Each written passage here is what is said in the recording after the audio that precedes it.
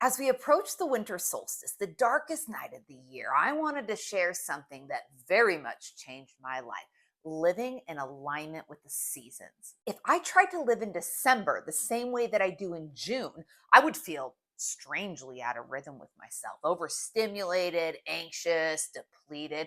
I know I would because I used to live that way. But when I began living according to the cycles of nature, something our ancestors did instinctively, everything softened. My sleep improved. My energy and mood became more stabilized. And I finally felt like my body wasn't at war with the world around me. It was working with the world around me. Seasonally aligned living isn't a trend. This is not a new trend at all. It's a biological truth. For thousands of years, humans, earthlings, adjusted their entire lives to the arc of the sun. Bedtime shifted, meals shifted, work rhythms changed. Winter wasn't a season of productivity, it was a season of preservation, introspection, and inner recalibration. And even though we now live in a world of constant artificial light and endless busy schedules, our bodies have not forgotten these rhythms. We still respond to daylight the way humans, earthlings, have always had. But most of us no longer recognize the signals winter sends us. Most of us move too fast to notice the warnings until our bodies start raising their voices in ways we can't ignore. So, how do we navigate this practically in our modern world? Let's find out.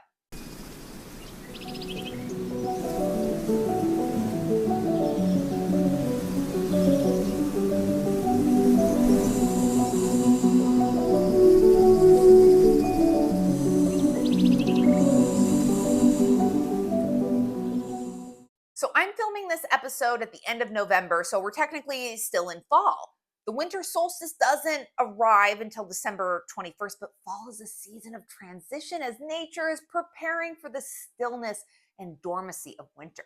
Nature is slowly getting us ready by modeling the energy winter will demand.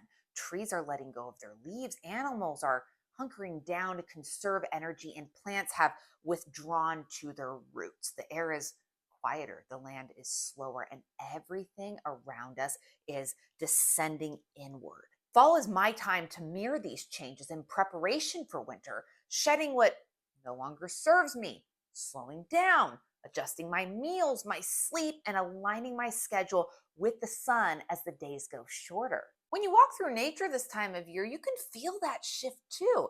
I want you to try and tap into this deep, subtle stillness that your nervous system instinctively recognizes. Can you tune into that?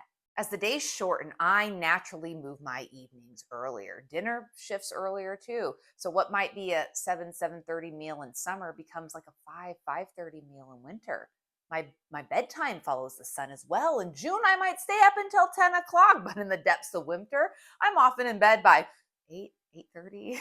I am also very mindful of artificial light. I use candles or incandescent bulbs in the winter once the sun has gone down. And I really make a conscious effort on avoiding artificial light after the sun goes down, knowing that staring at screens after dark without some sort of blue light protection confuses my body, which takes cues from light.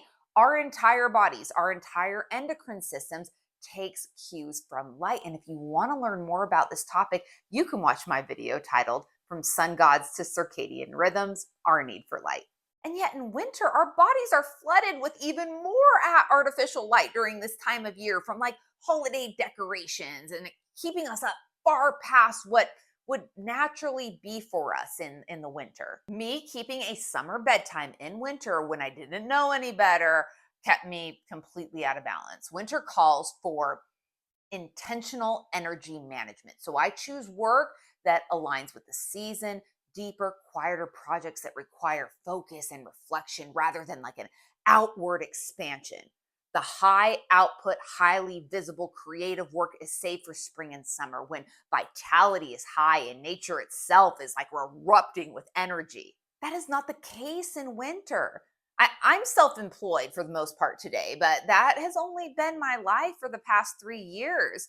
So I understand your job, your boss is probably not going to say, hey, it's winter time. We're going to decrease your workload or change your work duties to align more with the season. I mean, probably unlikely, maybe, probably unlikely. You don't need your job, your boss, or your calendar to shift in order for you to live more seasonally. Winter alignment isn't necessarily about doing less for 12 hours a day. It's about creating these pockets of slowness and restoration within the life that you already have, just like our ancestors did. Not all of our ancestors had the same lives or privileges or income levels, but there was still a shift when it came to the seasons, no matter who you were. You can still adjust your nighttime routine. And if you have kids, this is a great thing to teach them a new routine for the seasons for winter. Try dimming lights after sunset, eating dinner a little bit earlier, or reducing stimulation in the maybe last hour of the day. With a busy schedule, we can still create micro moments of stillness.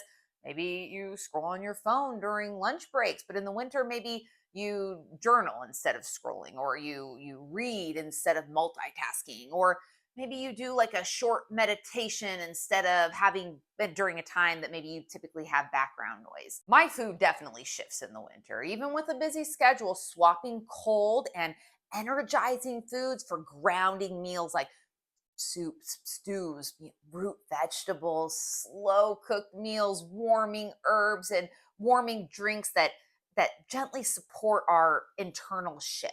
This is not the season where you'll catch me drinking smoothies or eating a bunch of cold food. The body simply doesn't want it. Winter calls for warm, dense, nourishing, and grounding foods. And when I listen to that, I feel a different kind of stability, the kind that comes from working with the seasons rather than resisting it. And you don't have to attend every holiday gathering. I do not have to attend every holiday, event gathering, or invitation. Winter gives permission to be selective and protective of your energy because you just don't have as much as you would in the spring or summer. Look at the animals in nature around you. There isn't as much energy to be given. I for sure do not go to everything I am invited to. I just don't. Or I just stop by. Stopping by for an hour rather than staying for 4 hours helps me. Going to bed early probably sounds exasperating to some, especially you night owls, but even a 30-minute shift towards an earlier bedtime can dramatically support your biology in the darker months. I don't have children, so when I say I go to bed at like 8:30, I know that that's not realistic for some, but just try a 30-minute shift in bedtime. Just 30 minutes and see what that does for you. It's quite enjoyable, really. There is also a mental, emotional, and spiritual layer to this transition. Winter is a season of introspection. Everything around us is quieting down, and we're meant to do the same. This is the time for reflection, emotional processing, self actualization, and deeper spiritual practices that are needed in the container of stillness that winter provides. The outer world is dimming so the inner world can illuminate. Just as trees drop what they're no longer needed, winter invites us to examine what we're still carrying, mentally, emotionally, energetically, that's no longer essential. The stillness outside creates space for stillness inside. It's a mirroring. We can find pockets to do this even with a busy schedule. And it's worth saying, when we ignore the seasonal shift, when we try to live in winter like summer, we will be biologically off. We will. We might feel, tired but wired, restless but unmotivated, emotionally heavy, moody, overstimulated. Our sleeps get disrupted. Our nervous systems feel strained, and often we blame ourselves or wonder what's wrong with me, or at least I used to, when the truth is we're just simply moving against the natural current. I had a friend kind of do this recently. This friend lives like an hour and 20 minutes from me. She usually comes out to my area about once a week. And lately, she just hasn't really been up for doing that for a variety of reasons. And one of the messages she sent me, she's like, yeah, I don't know what's wrong with me. It feels very far. And in my mind, I'm like, because we're shifting into winter. Yeah, you want to come out in the summer and it's energetic, but the winter feels different. Our earthling bodies, the human avatar, was not designed for continuous summer. It's just not. It needs cycles. It needs rest. It needs the exhale of winter so it can prepare for the inhale of spring. I can promise you, speaking from personal experience, if you do not give your earthling avatar, your human body, what it needs during the winter, you will not perform as well in the spring and summer. Period. I get it. This is hard for a lot of people. Winter can be one of the hardest seasons to slow down because it is also wrapped up in holidays and obligation and travel and social gatherings. But underneath all of that noise, nature asks something different from us, and we get to choose which rhythm we honor. This brings me to the heart of the season, the winter solstice, the longest night, the deepest descent into darkness. But here's the part that moves me every year. It's also the turning point. It's the moment the sun pauses and begins its slow return towards the light. Winter can be hard for many, depressing even. It was often a challenge for our ancestors too, but the solstice carries a quiet promise, the return of the light, and that even in the darkest moment, rebirth has already begun.